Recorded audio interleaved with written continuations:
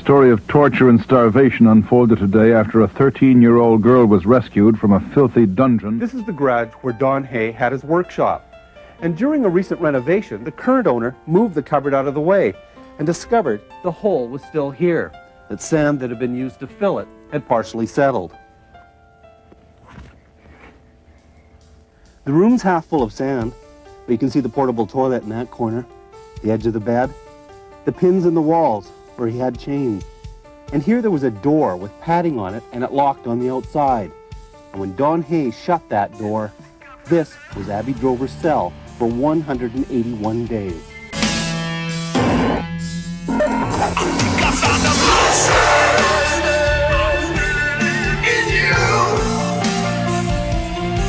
Stop bleeding till you make me feel. Can't stop bleeding till you make me smell.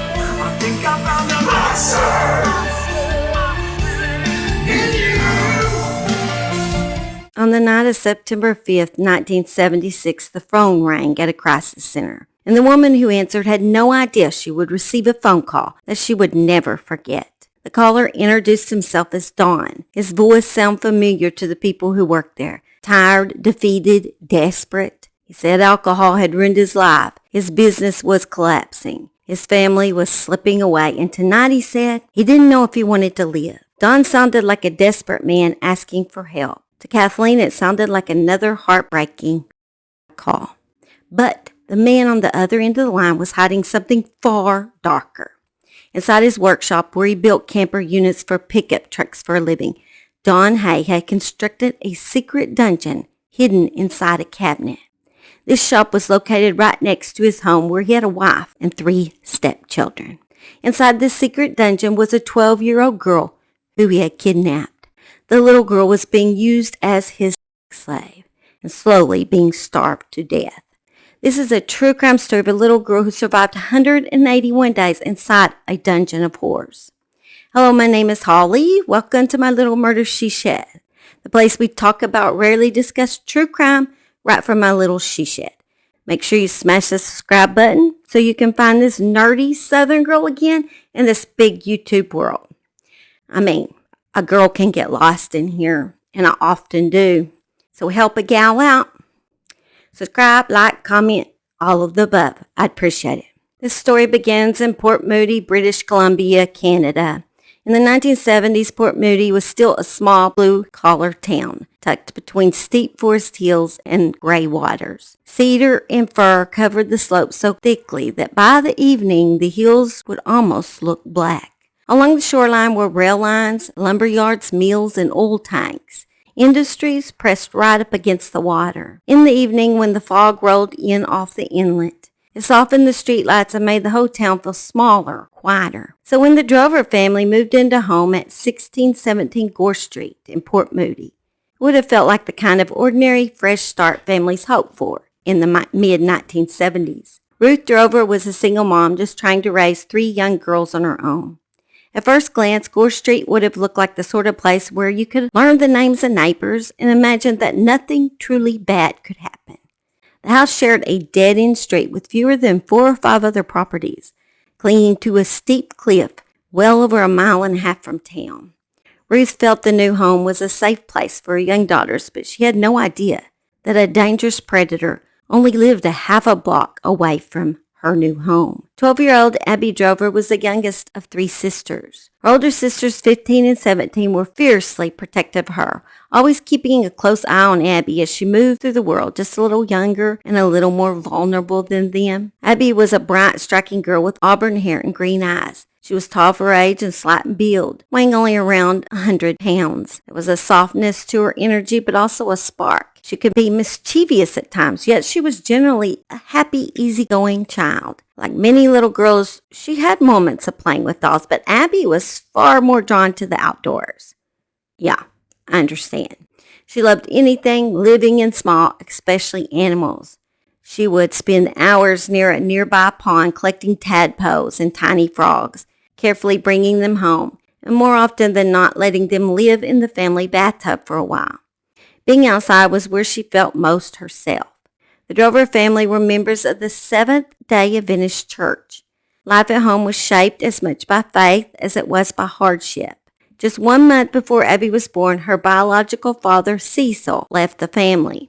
She never knew him. His absence left Ruth Drover, her mother, raising 3 girls alone, constantly balancing bills, rent, and food on a modest income. Ruth worked as a bookkeeper for a helicopter company, but the pay was never enough to make things easy. Still, she kept things going as best she could. At the time, Abby was the only one of the sisters still in elementary school. While her older siblings rode the bus, she usually walked about 1.5 miles to Moody Elementary School. Most days, she wasn't alone. An 11-year-old boy named Brent, who lived at the top of the street, often walked with her to school. Occasionally, his stepfather would pick them up after classes and give them a ride home. The boy's stepfather was 43-year-old Donald Alexander Hay. Dawn met Brent's mother, Hilda, pretty quickly after her divorce from her children's father. She wasn't expecting to find a man who would move right in with her and be accepting of her 3 children. What Hilda didn't know, that is exactly why he moved in with her. Dawn was attracted to girls between 11 and 15, and Hilda had 2 girls that would soon be around that age. Jacqueline and Wendy were then 11 and 9 when they first met. Their new stepfather seemed kind but also very handsy with the girls, especially after they became the perfect age. He would comment about how they would start needing bras soon. They said that Dawn sometimes pinched their backsides or flicked their tops and said, "Gee, you're getting chesty." He would always want them to invite their friends over to visit. Dawn had also constructed a mirror inside a bathroom so he could spy on his new stepdaughters and maybe their friends. Dawn had hidden an angled mirror in the bathroom's heating duct. There was another angled mirror hidden in the ceiling of the basement. It was basically a periscope, allowing Dawn to watch them undress without their knowledge. When his youngest stepdaughter, Wendy, turned 11, Dawn started touching her top and putting his hands down her pants. The first time it happened, she immediately told her mother. Hilda went to talk to Dawn about this, and he replied it wouldn't happen again. Then he would get drunk, and Wendy would get SA'd again. Something about alcohol brought out the predator side of Dawn, or that's what he claimed. Basically, he said, made him less fearful around young girls. Wendy had one young friend who came to her house a lot. Dawn would always start up his creepy ways around young girls. After a few months of grooming Wendy's friend, he took her behind some trees and raped her.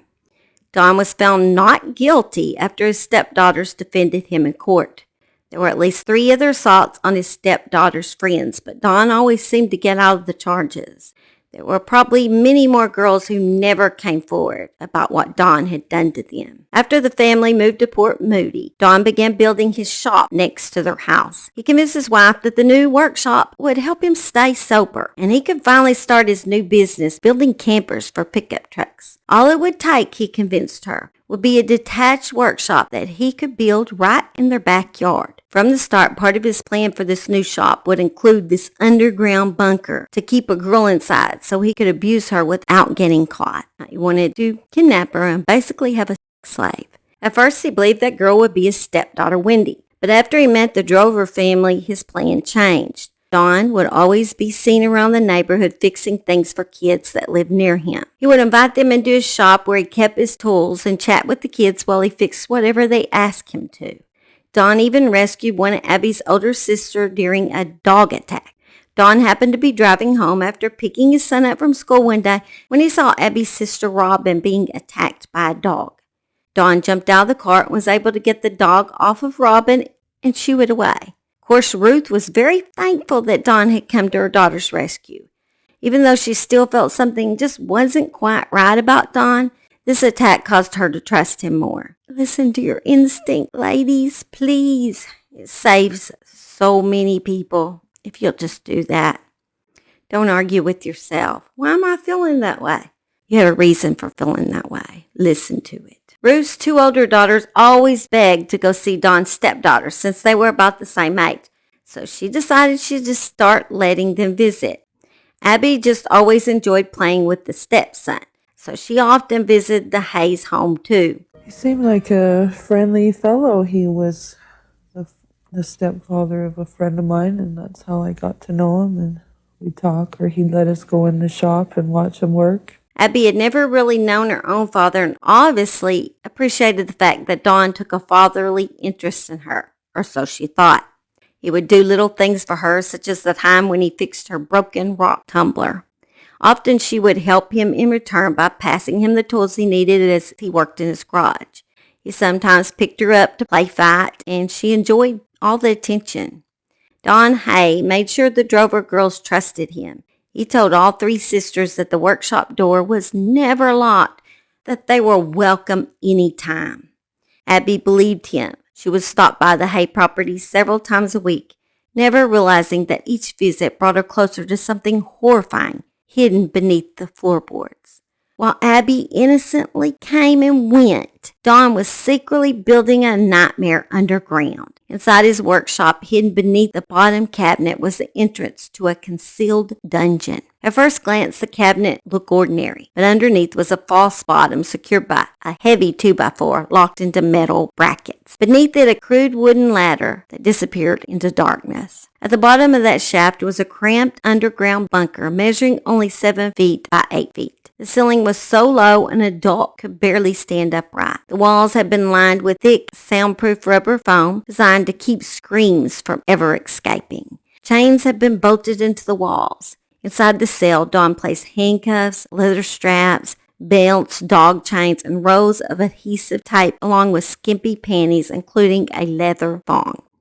A filthy mattress sat on top of a weak wooden bed frame with chains attached to the footboard. In one corner sat a portable toilet, and another shelf stocked with canned food like sardines, enough to keep someone alive down there for an extended period of time. It had a little sink. The bunker's only light came from a single dim 60-watt bulb hanging overhead, casting harsh shadows across the tiny room. Beside the bed sat an old AC/DC radio, the only form of communication to the outside world from down in that hellhole. Every detail had been carefully planned. This wasn't something done in panic or impulse.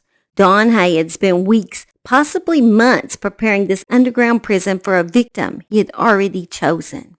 And Abby Drover had no idea she was about to be that victim. On March 9, 1976, the day before Abby Drover disappeared, there was already a warning sign. After school, Don Hay offered Abby and his stepson a ride home. Abby climbed into the truck wearing a little dress and completely unaware that the man behind the wheel had already begun crossing a line inside his mind. As Don shifted gears during the drive, his hand slowly brushed against Abby's leg. Not enough to seem obvious, but enough to make her uncomfortable, Abby felt something disturbing in that moment, a feeling she couldn't fully explain. Still, she convinced herself it had been accidental. Don was a family friend, a trusted adult.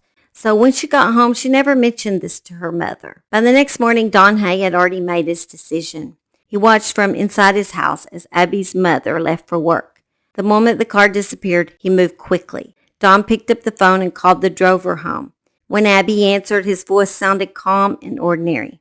"If you want to ride to school, just come over," Don said.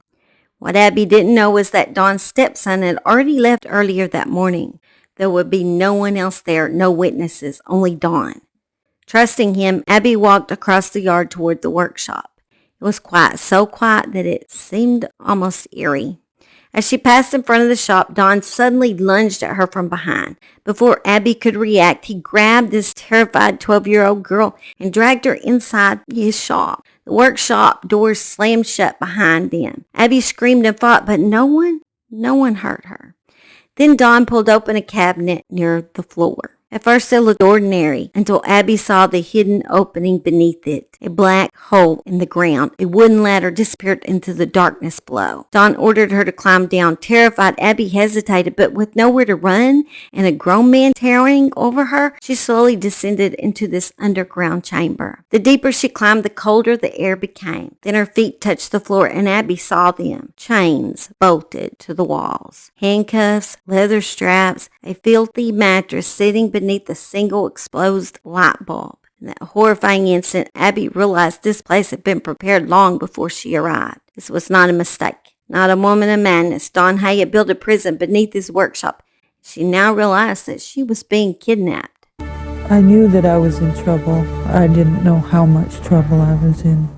Within seconds of dragging her into that cold concrete tomb beneath his garage, the predator revealed his true face. His voice slithered through the darkness like a knife. He said, "We're going to play house now." Before the terrified child could even scream, he tore off her clothes with savage force. The brutal that followed shattered her world. When he was done, he clamped cold steel handcuffs around her wrists and chained one hand to the wall. Her feet were brutally secured to the footboard of this filthy bed. A dusty, foul rag was jammed into her mouth, sealed tight with layer after layer of duct tape. The gag bit into her skin as she struggled to breathe. Leaning close enough for her to feel his hot breath, he hissed his deadly warning. "If you make any noise down here, I'll kill you." Then with a sickening smirk, he added that it didn't even matter. The bunker was completely soundproof anyway. No one would ever hear her scream. He promised it would only be for one day. Just one day, and then he'd let her go. A desperate lie from a monster who had no intention ever releasing his prey. As the hours dragged on in that pitch-black hellhole, Abby's body screamed in agony. But when Don left to go about his normal life, the brave girl fought back. She managed to slip free from those chains. When he returned later that afternoon before his own children came home from school, he expected to descend into his little twisted fantasy, a completely naked, helpless, chained-up girl waiting for him in the dark. Instead, he found her dressed and free from all her chains. His sick fantasy shattered. Rage and disgust flashed across his face. The sight of her clothed and unbroken killed his twisted arousal instantly. This time, before storming out, he tied her up even tighter with thicker ropes, binding her like an animal. I started getting panicky, and I phoned around, and the girls phoned around. We phoned the school, all her friends. Nobody seemed to know. Later that evening, after Don had the gall to join the search party, looking for that missing girl, Abby, comforting Abby's own devastated family, he then returned to the dungeon. There she was again, free from the ropes, fully dressed, eyes wide with terror, but still fighting. "You can't go home yet," he growled, "not until tomorrow. Too many people are out looking for you right now." In her pain and exhaustion, with her body battered and throbbing from the assaults, Abby believed him. He promised not to chain or tie Abby up anymore and then left her alone in fear and darkness. She was just a terrified 12-year-old girl trapped with a monster. She couldn't yet comprehend the full depth of his evil, that this would be no single day of horror, but 181 days of hell. Like I said, he promised not to chain or tie Abby up anymore, but only if when she heard him coming, she took off all her clothes and was waiting for him naked. To keep her fear away the first night inside that dark dungeon, Abby left on the small radio that Dawn had placed inside there. She heard newscasts about the many people that were searching for her. When Dawn came back the next day, Abby asked for some decent food because all he had left in the bunker was sardines and crackers. She hated sardines. Don said he would consider Abby's request, but first she had to do something for him. He forced her down on her knees, forcing himself inside her mouth, causing her to gag. Afterwards, Don sat down on her mattress to drink some beers and telling her how much he loved her, promising to let her go soon. So gross. He's already saying he loves her. Meanwhile, a frantic search party and nearly 300 people swarmed the school grounds. Flashlights cutting through the freezing darkness. Volunteers shouted Abby's name into the void, their voices echoing across the empty fields. Back at the house, Ruth was ordered to stay behind, chained to the phone in case her daughter tried to call. Alone with their terror, praying for a voice that would never come. And among the searchers moved Don Hayes. Calm, helpful, a pillar of the community, leading his own stepchildren, Abby's sisters, deeper into the woods. He called her name with the rest of them, his breath steady, his eyes cold. He knew exactly where she was. Every step he took was a cruel performance, every shout a lie wrapped in the shape of a concerned neighbor. The authorities questioned family members and rounded up known files in the area, their flashlights sweeping through trailers and run-down houses. But Don, he was never on their list. He had never been formally charged for abusing those girls in the past, so he had no record. Ruth, grateful for his support in her darkest hour, still trusted the man next door. She continued letting her other young daughters play in his house, never knowing the monster who smiled at them from across the yard hid Abby as his own personal slave. Abby's sisters noticed something strange. In the days after the kidnapping, Don had started drinking again. The stepchildren quietly admitted he used to be a vicious alcoholic before he suddenly quit. Now the bottles were back. The sisters noticed Don started drinking heavily right after Abby had vanished. 3 weeks after Don had kidnapped Abby, he took a near-fatal overdose of an antidepressant. His wife came home, called 911, and Don was rushed to the hospital. Don was kept in the hospital for a week. For an entire week, Abby was completely alone in that freezing, soundproof tomb beneath the garage, starving, terrified, and convinced he was never coming back and that she would die down there. Small light she had from a dim light bulb completely burned out, casting her into darkness. Abby shivered in the pitch-black cell. Occasionally she recoiled as she felt unseen insects crawling on her skin. In the suffocating silence between broadcasts, Abby began scratching marks into the palm of her hand with a ballpoint pen, counting the endless days of horror. She would mark one line for every sunrise she guessed from the radio. She had no windows, no fresh air, just the stench of the portable toilet, her own unwashed body, and the constant fear that this concrete box would become her grave. When Don finally returned home from the hospital, weak, pale, but very much alive, his obsession hadn't faded. It had grown darker. He descended the ladder with new fury, blaming her somehow for his pain. The rape continued, sometimes daily. He withheld food and water as punishment when she resisted. Pudding. I remember pudding. Isn't that stupid? I don't eat it now, but pudding and ketchup and mustard. Mm-hmm. That was it? Ketchup and mustard? And powdered milk. For a long time? The last 6 weeks. Basically, he came once, gave me Kentucky Fried Chicken, and that's all I ate in 6 weeks. Just a few days after Abby turned 13 inside that hellhole, she decided that she would end her life by drowning herself inside the sink. Before carrying out her plan, she slit the lining of her boot and slipped a note inside. The note said, "To whoever this may concern, if I, Abby Drover, ever live through this, I will try to donate my life to Christ. And if I don't live through this, I will go to heaven to serve Christ. If I don't live through this, I would like my body to be cremated and the ashes poured all over my house on 1617 Barnett Highway. Signed, Abby Drover." She added the name and address of her kidnapper, explaining that she was kidnapped by him on the morning of March 10th, and concluded, "P.S. I also died after my 13th birthday." In the end, she couldn't go through with the attempt to take her life, though. Dawn began leaving Abby alone for longer and longer stretches. Sometimes days would pass with no sign of him. The silence above her became unbearable. I used to wish for some company, but then as soon as I heard him moving the paint cans out of the cupboard, it all changed. My feelings the price of his company wasn't worth it.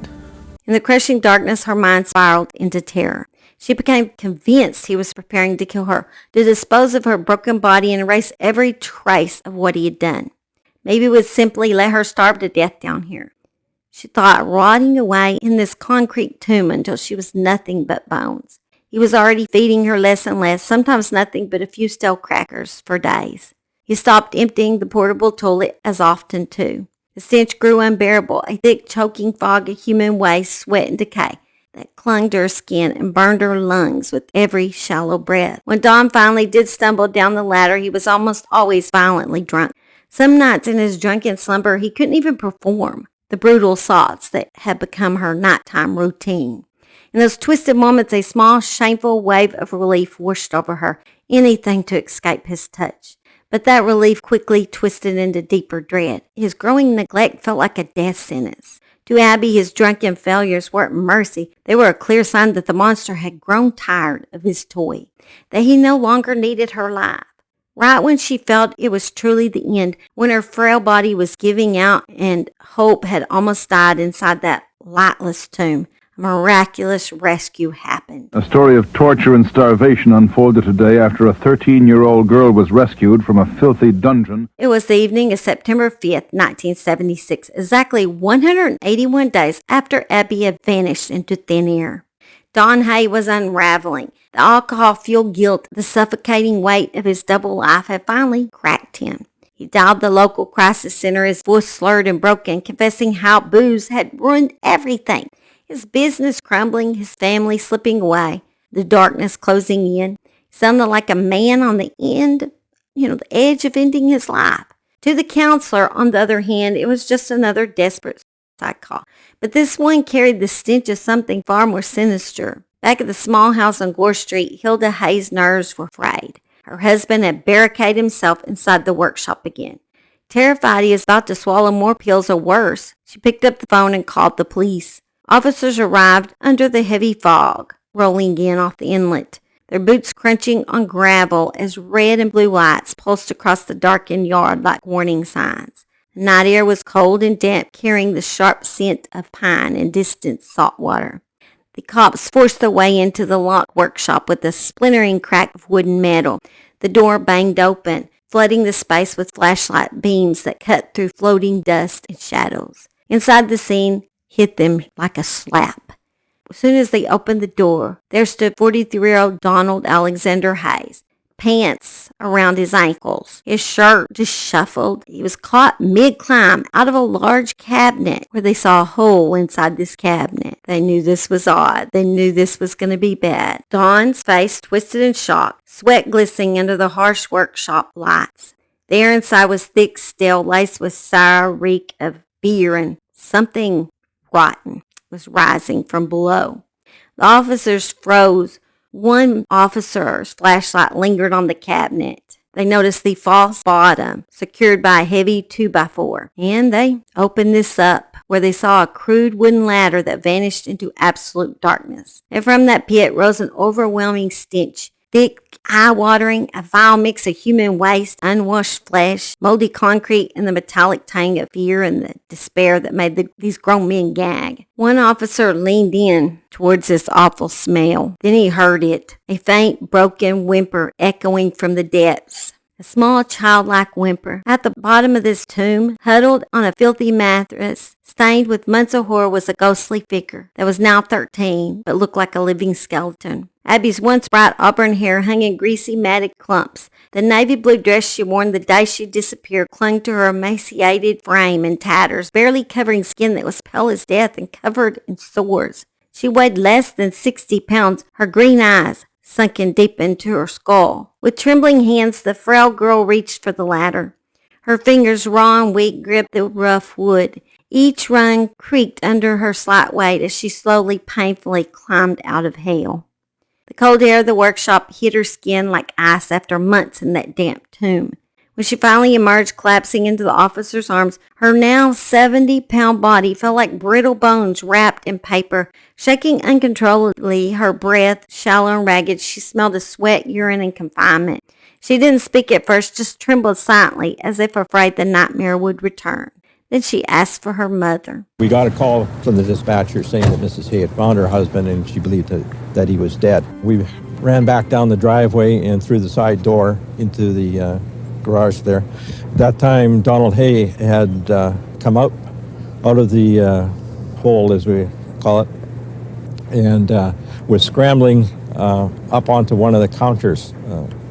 At that time, we didn't know what he was doing, but Paul and I raced over, grabbed him, dragged him down, and placed him in handcuffs. All I could think of was just put my clothes on and try and go out. And I did that. I climbed up. That's probably one of the least clear memories I have, because I just didn't realize that it was actually finally over. I kept expecting something to happen to say, sorry, you're still not getting free. And then when I saw the police, I just started to cry. Abby Drover had survived 181 days of repeated starvation, isolation, and unimaginable cruelty right under everyone's noses. After she exited this horror, Abby could barely walk or stand properly. Months of being chained or confined in this little space with very little movement had caused severe muscle atrophy in her legs. She weighed 100 pounds when she was kidnapped 6 months before, and now weighed 70 pounds when she was rescued. She wore the same clothes she was kidnapped in and was filthy and smelled bad. She had sores on her skin for prolonged contact with the filthy mattress and chains. Yet miraculously, doctors said that she was in fairly good health for someone who had endured 181 days of starvation and isolation. Her young body had fought harder than anyone could have imagined. Donald Alexander Hayes pleaded guilty in November 1976. In February 1977, he was sentenced to life. He was denied parole multiple times over the years. On June 3, 2012, at the age of 79, Don Hay finally died of natural causes right inside of a psychiatric hospital. Today, Abby Drover lives a quiet, private life far from the public eye. After surviving 181 days of hell, she went on to marry, raise 5 children, and rebuild a life that many thought would be impossible. Her story remains one of the most powerful tales of survival in Canadian true crime. A reminder of a little girl's unbreakable spirit in the face of pure evil. As always, I love you guys, and Simon knows what time it is. He's coming to say bye. Tell him bye, Sasa. Come up here and tell him bye. Keep up your booba. Oh, you just tell him bye right there. Okay. Say bye. We'll see you next time at the murder she shed. Oh my goodness, you're shedding so bad, baby. I gotta go brush you. I gave him a bath yesterday, and now he's shedding super bad. Yeah. Bad. Stuck to my lipstick. I hate when that happens. All right. Love y'all. Also, a lot of my subscribers know about my husband. I'd like to keep you updated with that he had most likely lymphoma. This is the deal. We had the needle core biopsy. It showed abnormal cells, which I think I said that the last video. The lymph node was so hard, they had a hard time drawing out enough fluid. So now, next week, they're going to go in and take out the whole lymph node and then look at that lymph node to see what stage we're in, what grade, and all that. We got an oncologist appointment. I think it's on the 15th or something. And then he's going to go over everything with that. And I don't know if he's going to have possible chemo, doctor's appointments. You know, guys, I try to post once weekly, but because of the uncertainty of the future, I might not can. Like, I know it's been like 2 or 3 weeks since I posted last. But I do love and appreciate all my subscribers. And I know I have such amazing subscribers that y'all still come back and visit me. And I appreciate it because I need all the help I can get, all the support I can get right now. I know lymphomas, unless it's really aggressive, you should be able to get over this. Maybe chemo or whatever, but most of the time, people pull through on lymphoma. So, and I can't imagine my world without him. And I don't want to have to imagine it. And I don't think I'm going to have to imagine it. God is good, and I expect him to help us this time just like he always does. That she would never forget. My chickens are cackling in the background during this serious moment. Right, one more time. My shoes smell like cat piss. I don't even have a cat, but my shoes smell like cat piss. Wonder if my neighbors come up on my porch and pissed in my shoes. Now I'm sticking my whole she shed up. There's Sasa. Boy, precious little boy. And this is Simon, for those that haven't been here very much. This is my little Simon boy. He's hiding over here. I just gave him a bath, but you wouldn't know because he likes to get dirty. He's a dirty boy. She would spend hours near a nearby pond collecting toad paws. I'm saying toads, I guess. Okay, maybe we'll start over on that. In the evening, when fog rolled in off the inlet, the boy's stepfather was 43-year-old Donald Allen. I feel like you can hear my chickens. If you can, I so apologize. They are cackling nonstop today. I don't know who put music in their beans, but they won't shut up. Musical fruit. Never mind. Beans, beans, musical fruit. Didn't you say that as a child? The more you eat, the more you toot. And apparently they ate a lot of musical fruit today. That Oklahoma country life.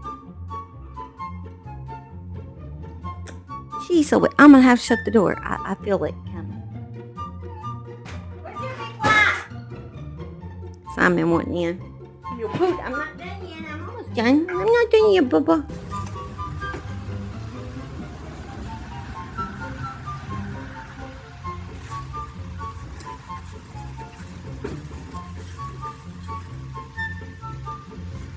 Clean them feathers.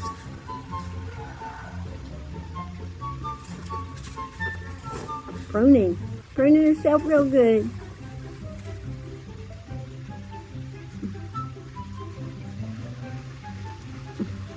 Willow and her guard dog.